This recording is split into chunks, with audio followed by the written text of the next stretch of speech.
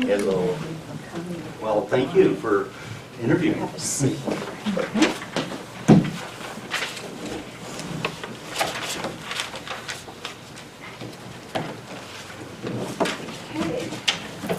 We have 45 minutes, so let's see, so until 10:35, hopefully we'll be finished by then. We have 12 questions. Connie or I may have a follow-up question from your written comments, or your written answers, the supplemental questions, or the answers that you provide today, and then we each have one question that we're asking each of the candidates that we didn't disclose beforehand. So anyway, Connie will ask. Before you get started, Yes. let me apologize. Randall Johnson. For when I submitted the application, I was switching my computer from Windows 8.1 to 10. And when that happened, it was when I was putting everything together.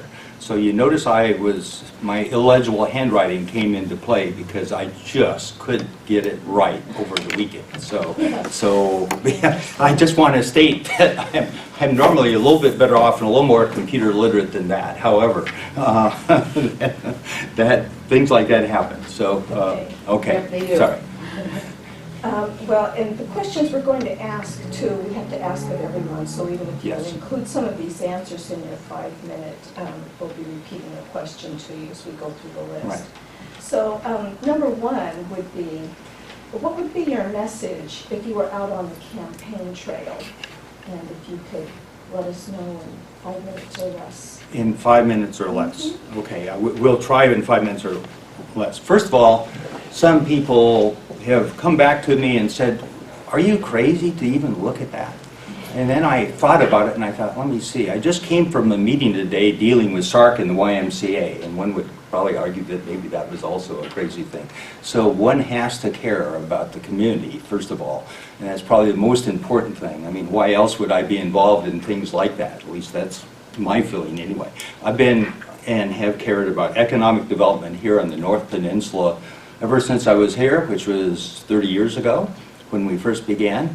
And I've been involved, obviously, in the Economic Development Council and many other non-profit kinds of entities, including the Chamber of Commerce, on and on. And all of it relates to another story. You know, kids, when they graduate from high school here, they say, gosh, I'm going to go away to college, I'll never come back. I'm looking at someone I know who has come back, but that's beside the point. And that's great. And then about age 30 or 35, they say, oh, I'd like to come back. What kinds of jobs do we have here? And guess what? You know, we're lacking jobs of certain types that we have. And the job is not just the job, it's also the job for the significant other that comes with it. So we are missing that kind of activity relative to jobs, and that's always been very important. So again, I cared about the economic health and the vitality of our area. The Port Commissioner job is a valuable part of this equation because it's able to leverage port assets. And you'll see later, and I've certainly put in my letter, a deep water harbor with waterfront. There just aren't many places like that in the whole state, and for that matter the whole country, any place. And that just has to rise right to the tip top of one of the things we have. And there are a lot of other port assets. Of equal importance, I think obviously having an executive director here and the whole staff all working together. And I will say again, you know, and you have seen the Economic Development Council, so many times this area seems to go in their own little disparate ways, where this little group has this meeting and they only meet there and we don't meet with anyone else, this other group meets over here. And having us all work together has been my mantra, as you have heard me say many, many years, because I think it's the most important thing we have. You know, when we try to make something happen, if we're not all rowing, and my favorite sayings, we all need to be in that canoe rowing in the same direction, or else nothing good happens. And so, I shouldn't say nothing good, but it's very difficult for things to happen. And so I believe that all along the way. It's also vitally important when we come to other things, when we, as a public entity, you have a voice that's sometimes missed when I go and show up to testify, like in front of the Department of Natural Resources. They will pay attention to you as the port, where they won't pay attention sometimes to me. Oh, well, he's just a timber guy over here. And yet, when you look at like sustained harvest levels, it's so important to have those on a continuing basis and understood by everyone, particularly if we're trying to track a business like cross-laminated timber or any of those other kinds of things. So, and that's just vitally important.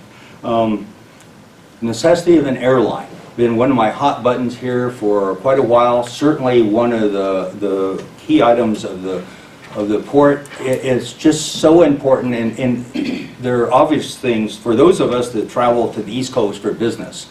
All you have to do is get up at 4 a.m. and get stuck in Tacoma and spend an hour and a half and then think you're going to miss your flight to recognize what a pain in the rear it is to even be here and we've kept our business here. But I'll be honest, even my board who flies in from outside, most of them, they come here and say, why in the hell are we meeting in Port Angeles? We should be meeting in Seattle. I can just fly in, have the meetings, hop on a plane and get out. We need a plane here in the worst way. Now the added benefit, of course, is if we have that is from a tourism standpoint, you have a whole lot of other things. And we certainly have had hotels talking to us, talking to all of you, not to me, about the potential of moving here if we get an airline. Gee, there's another benefit, lo and behold.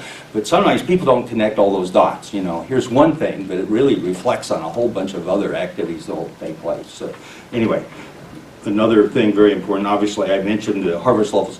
On a kind of negative standpoint, and I'll just say, looking at the documents, and you are all so much more knowledgeable than I am about things like the harbor cleanup. And you should notice that I mentioned that. Well, why? I've obviously, not unlike the port, was sued by Waste Action Management Project, so we all understand what happens there, so that's one thing. But more importantly, I was involved in a Superfund site on the East Coast here for the last 4 years, and I just know the onerous nature, and it has nothing to do with you having liability. It has a lot to do with who is the person around it we might be able to ensconce into the whole issue that we have. And again, that's just something that takes a lot of time and work and effort by a whole bunch of folks and very knowledgeable staff and everyone else. So, and again, I think that I can add some benefits there just because I've been through a lot of things related to that. We're at 5. Am I running over? A little bit. Okay, and just quickly I'll mention fiscal integrity. Obviously, I've been through the recession as a company, and we're still in business, lo and behold. Been with the YMCA, and believe me, we had some tough times there, but you just have to be able to watch your checkbook and make sure that everything's covered and that you have reserves in the appropriate place, which it appears the port does, et cetera, et cetera. So anyway, thank you for the first 5 minutes. Sorry I went over. That's okay. Number 2, what port lines of business do you best understand and which ones are new to you? Let's start with the new ones. Marinas, I don't know. I would tell you that. And I'm not in the boating thing. I don't really understand how, I assume that comparable rates are looked at in other places to arrive at that and a whole bunch of other things. Don't know that.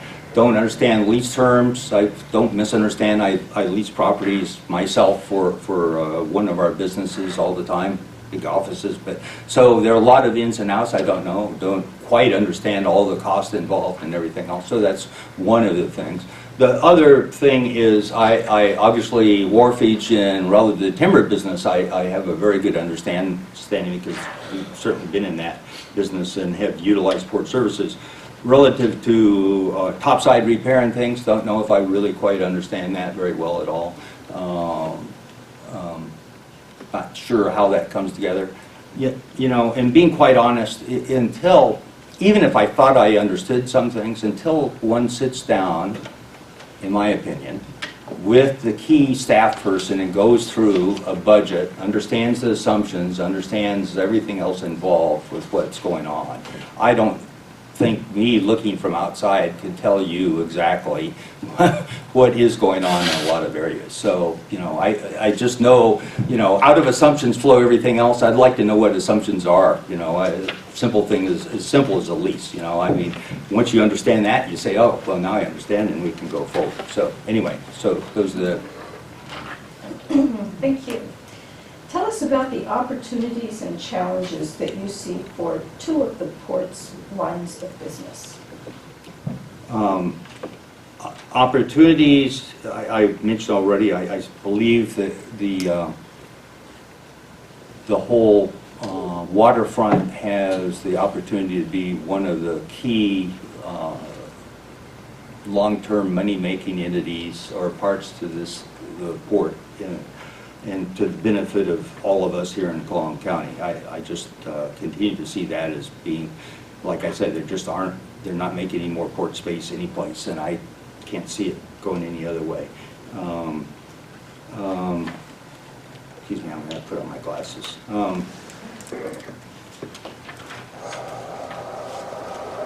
And I also mentioned the other opportunity, which I think is vital to our area, which is the whole airport, airline coming in. That's goes without saying, and you've already heard me expound upon that. What I think is going to be a difficulty, being quite honest, are timber exports. And I say that just because I've been looking at some of our forecasts. And why is that? Not much anyone here in the port can do about it. If you look at the Canadian dollar, it's what, 73 cents? Big issue, and so you're competing with already subsidized stumpage up there, part A, part B, you know, US dollar, Canadian dollar, selling to the same market, same primary, you know, product that we're making. That's going to be an issue, or I think it's going to continue to be an issue. And then the challenge, I always mentioned the issue, I think, in the whole port cleanup issue. So, Okay. Number 4, do you see a current weakness in the way the port operates? And if so, what would you do to change it? I've thought about that long and hard, and I will tell you, having looked at many businesses to acquire and whatever, as you look on the outside, you do not know. I'm sorry, but I can't tell you that. Once I sit with people and go through financials and understand all the ins and outs of everything going on, I normally have a very good feeling about what seems to be right or wrong, but I will be quite honest, sitting here looking from outside in, I could tell you, oh gee, this is right and this isn't, but I'll be honest, I don't believe I'd really have a fact base to judge that on. Okay. So, okay. Thank you. Thank you. What do you consider to be the most challenging aspect when dealing with the public? There are two issues when you listen to the public, and by the way, that happens when you're talking to almost anyone. Sometimes we have emotions, and sometimes we're fact-based. And certainly when you have the public, many times it's a very emotional thing, and I understand emotions, we all have them, you know, and that's what they base it on, and that's certainly one of many things to base things on. I try to operate from facts, you know, and out of that we can have disagreements, but at least you have a playing field we all understand. So, Okay, what do you see as customer service policies and goals for our stakeholders and tenants? you know, just having spent, just as background for both of you, the last 3 days visiting with all my customers in the sand and gravel business, and you think that's a pretty simple business, right? So why do you go to visit your customers, heaven forbid, and or tenants or whatever? Is because, are we providing you a satisfactory product? Is it on a timely basis? What are your plans in the future? Are you looking to expand or not expand? And all those other good things. And if you don't have that contact with them on a periodic basis, you don't know. I mean, or you think you know, but I'll tell you, nothing like sitting down with someone to have that discussion. And they let you know right away. And sometimes it's good news, like we need to expand, or sometimes it's bad news, like you're not doing this right, and by the way, by the time it gets to a critical stage, that's not when you need to handle it. You need to be on top of what your customers are doing all the time. So, and the port has quite a few customers, obviously. Okay, thank you. What policy and procedure topics would you be most interested in exploring if you were appointed? First, I don't know what you meant by policy and procedure. Obviously, there are some questions I had when I looked at I guess their policies, but the whole issue, obviously, in your plan, you're talking about acquisition of property. That may make sense. I don't know. Need to understand. We certainly have the whole issue of sale and/or lease of property on the waterfront. That's certainly an issue that I've heard people bring up. And lease spaces, again, I just don't know. All those things one would have to be very involved in. Obviously, in the case of timber resources, I would certainly and continue to be highly interested because it matters to our economy here. The port reserves, I looked at them. First of all, the fact that you have reserves is a wonderful thing, I should say, compared to a lot of entities in this world. But I don't know how they arrived at, or does that really make sense or not. So all I can tell you is I have a lot of questions. Okay. What is your experience in finance and understanding of financial documents? Gee. So I live in the world of financial documents. Let's start first on the lending side. Obviously, until this coming Monday, when I will no longer be president CEO, we've negotiated loan documents with MetLife, with Northwest Farm Credit, with New England Farm Credit, with several leasing entities and Bank of America, including letters of credit, EXIM financing potential, et cetera, et cetera. So that's on the financial side. Relative to reading financial documents, that was my background, doing financial analysis of projects and things when I first began, and got involved in many other things. And so, whether we're doing a discounted cash flow or a net present value or whatever you want to talk about, no big deal there. Relative to understanding balance sheets and P&L, if you give me a while, of course, you still always have to take a close look at the assumptions involved in anything, but we run budgets for, 9 different companies right now, so I'm fairly familiar with what goes into that. So, what I would tell you is, out of assumptions flow everything else, and if you don't spend time on the assumptions going into the budget, you don't understand really. So, okay? Thank you. Thank you. Do you have enough time available for court meetings and other community obligations? That's probably, obviously, if you looked at my letter and background, that was a big issue. We're in a transition, as I stated before, I'm in transition with Tyler Crow's about to become, as I said on Monday, the president CEO. Between now and June, I have one trip to the East Coast to visit Maine and Vermont and New Hampshire and our operations there and all the areas that we operate in. And I'll be gone about a week and a half. That's one time there. I think I looked at potential conflicts, and I didn't know exactly what the dates were. I'll be gone 4 Mondays between now and the end of June, just so everyone knows. After that, not so much. I'm resigning my membership in the Board of Trustees for WFPA, and Tyler's about to take over. I'm resigning a couple other things because he's about to take over. This is all wonderful.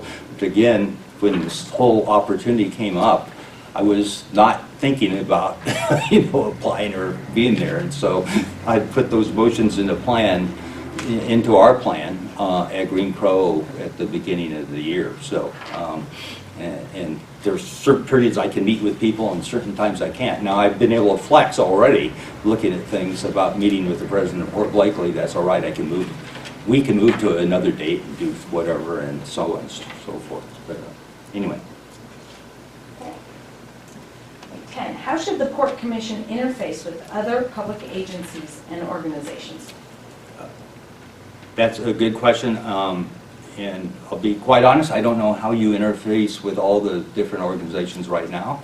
I get to see some of the organizations only because of the Economic Development Council, because we all show up. I believe the discussion items, and I can only relate from that with the different entities, conversation, understanding, you know, being clear about what each one's doing. You know, that takes time, takes discussion, takes ability to convey whatever messages we're working on. So you know, I don't know of any other way to do that, really. So. Okay, thank you. Thinking back to past life experiences when you made an important decision, tell us about a decision you made that you later regretted, and what did you learn from that experience? I'll give you two, but I also have to relate to the fact that I met with, when we were interviewing for the person to take over and outside candidates and so on. And one of the people we were meeting with was a fairly high executive in a timber company, as you can imagine. But I asked him basically the same question. Had he ever made a mistake? What was the biggest mistake he'd ever made? And he sat there for about 30 seconds and said, you know, I've never made a mistake. And I thought about it later, and I asked, and then I decided, well, you know, either the person above him or the person below him made a mistake. He never made a mistake. So I can tell you I've made many. And so two real quick things. One, which you're going to do when you get here, when I hired someone for a key management position, I thought I knew him, but I didn't check their references, you know. And as I told Holly, I should have, and it had nothing to do with their intelligence level or anything else. It had to do with fit in the organization. And it was just a terrible mistake. Another probably recent mistake, which is very appropriate for this area, is we bought a bankrupt mill here, put time into it. We based it on two things. Based it on, first of all, a sustainable timber supply here coming from the State Department of Natural Resources. Pretty important. We're a very specialized product, a big kind of deal. Not, it was, you know, a $20, $25 million kind of sales then, so it wasn't tremendously large, but not small. Special niche, right? So it's based on that. It's also based on the fact that if we remember where the Canadian dollar has been recently, and it was, you know, fairly close to par, so there we go.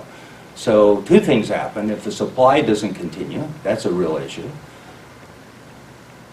And it is a real issue, because then you have to supply yourself out of Oregon or wherever. And B, even though you've made all the improvements that you should think, you computerized everything, you've done all the other things, you've increased your productivity by 2.5 with the same number of people, you've lowered your unit cost by 50%, which is only 30% of the total. And even in a very good workforce, you know, who pass drug tests, do all those other things. Even with all those good things, overcoming a Canadian dollar at 70 cents or 75 cents, good luck. You can be the most efficient operator in the world. You can have a really good customer. You can't overcome some things. And so there's an example of a not wonderful decision when I look at the dollars we invested, and more importantly, the time and effort of all the employees. And, you know, but those things happen. Okay, number 12. What do you wish to accomplish during this appointed term as a port commissioner? First of all, what do you, it's a we, if we should get there. I mean, and it has to be a we. It's the entire port team. And I just listed quickly, you know one of my hot buttons is an airline already, for a whole lot. I believe that we have the opportunity on the waterfront development standpoint. We need to continue to be fiscally strong, and we need an executive director.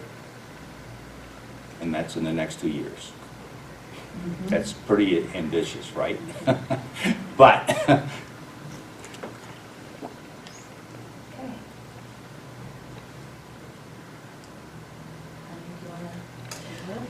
Okay. Do you have I follow-up don't have any questions? follow-up questions.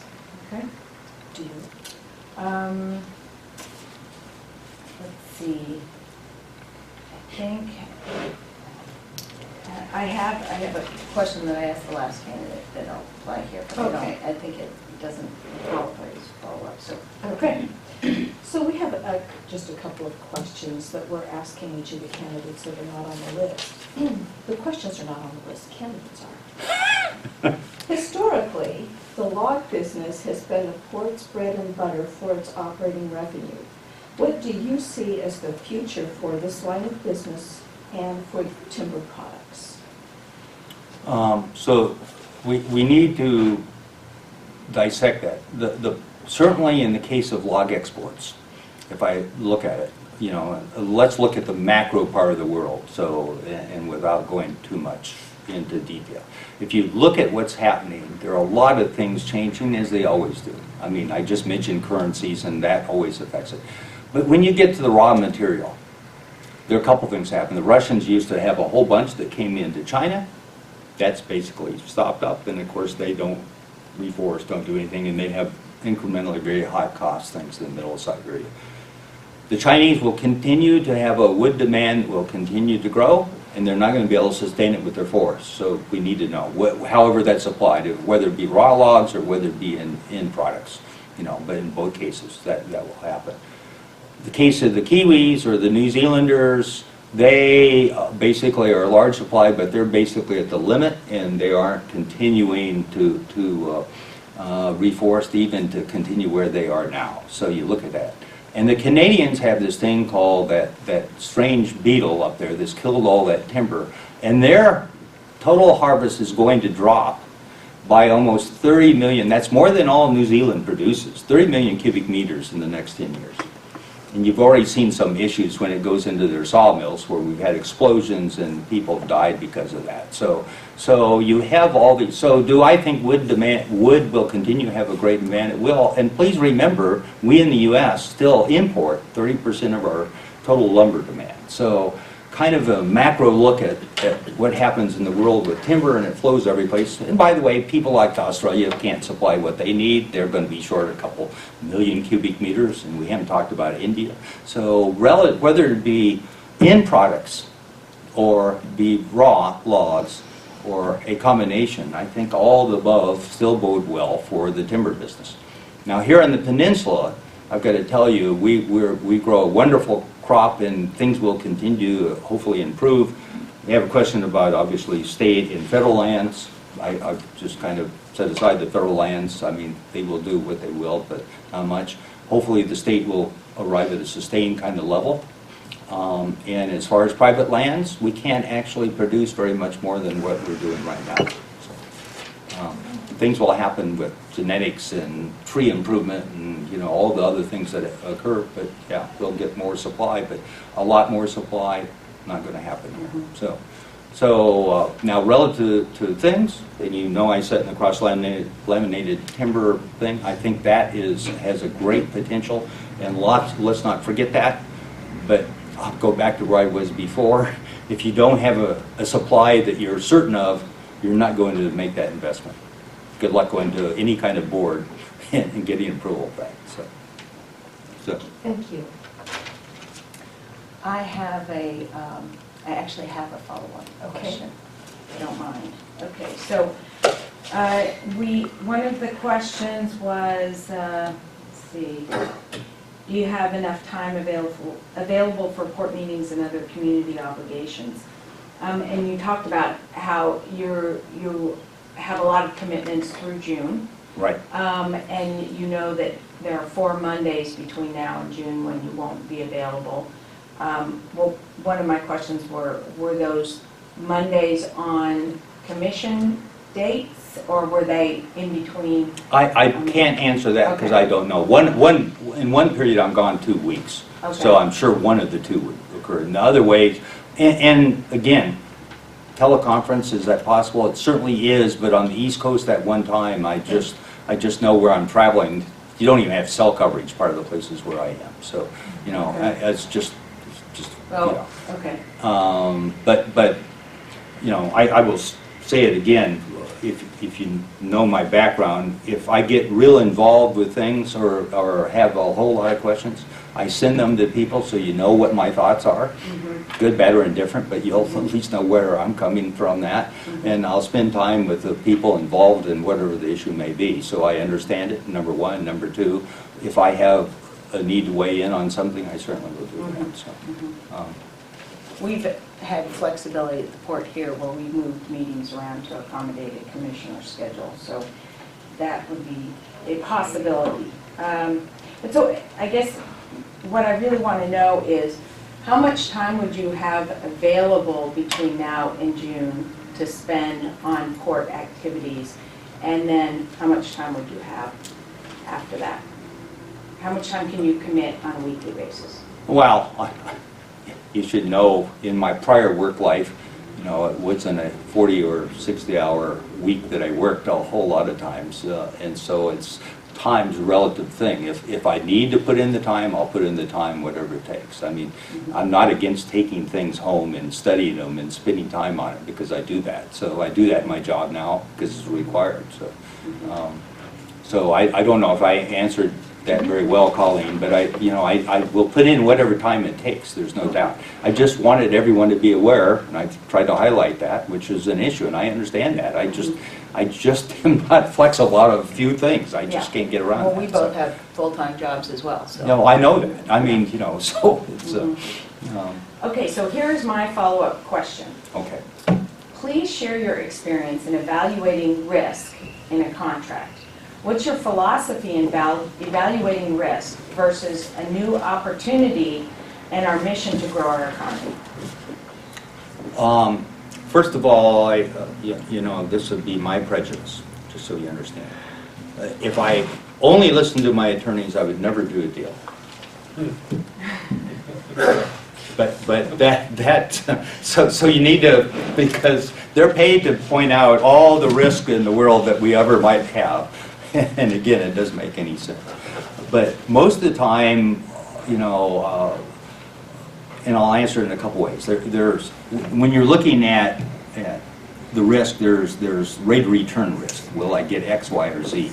And we do sensitivity analysis, I think, like I'm sure you do here at the port, where you look at different rates and different assumptions and what those result in. So all those things are absolutely important, and low, medium, high, what do I expect? Here's the range, okay, that's part of my rate of return kind of question.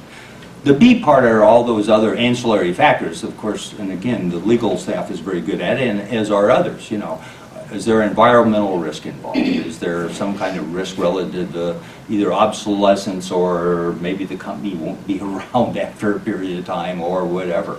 And part of it, that risk also involves, what am I putting into the deal? If I have to go put in, let's just say we had this wonderful tenant, and it requires the port to put in a major amount of money to be on the waterfront, you're certainly going to have to look at the financial well-being of that entity, no matter what else you look at. I mean, if you look at a FOSS, or maybe it's XYZ or whomever, it doesn't really matter. You need to take a close look at whom that tenant is and what their track record is about everything else too. So am I willing to take risk? Obviously. Well, take risk all the time. Everything you do is a risk, but you need to certainly evaluate all those different factors. So. Okay, thank you very much. I think that's it, unless you have a follow-up. I don't. Oh, you had one more question that you were asking. Oh, that's right, thank you. Would you at this point verbally commit to running again in 2017? At this point, yes. Okay, thank you very much. Thanks for the reminder. Okay, thank you, sir. Oh, let me, I did not Okay. give you this, I haven't called all these people, but, and it may become important, but I wanted to just give you a quick list of people that I've been involved with in this area relative to business. Okay. And so you look at all these people, including, say, it could be Don Butler, High Energy Metals, company you don't know much about, you know, bang and merge metals together and everything else. Well, why would I get involved with them? Because they were, when they first started, didn't have an ability to continue in business if they didn't have someplace to go explode. Have a high explosion of merged metals together out and about because they're located in Sequim. But please call him, you'll get whatever. Okay. And then I put down people like, heaven forbid, why would I put down Steve Thaninger or Derek Kilmer? Well, you have to be involved in all kinds of things. You can talk to Derek. He was a great help on a couple of issues. Number one, workforce training when we had some issues here, very important. Of equal import, and sometimes people forget about this, you have to think about all levels of where you're doing business. Export, import bank, everyone thinks, oh, well, we're just talking about Boeing. No. We're talking about the government helping us to finance exports when we go someplace, and that's a big help. And as you may or may not know, he, as well as a lot of ours, NDs, all got together and actually made Congress work the way it should work. So, you know, and that's just an example of things that you need to be involved in when you're in business to make things happen. Okay. So, okay? Wonderful, thank you very much. Thank you.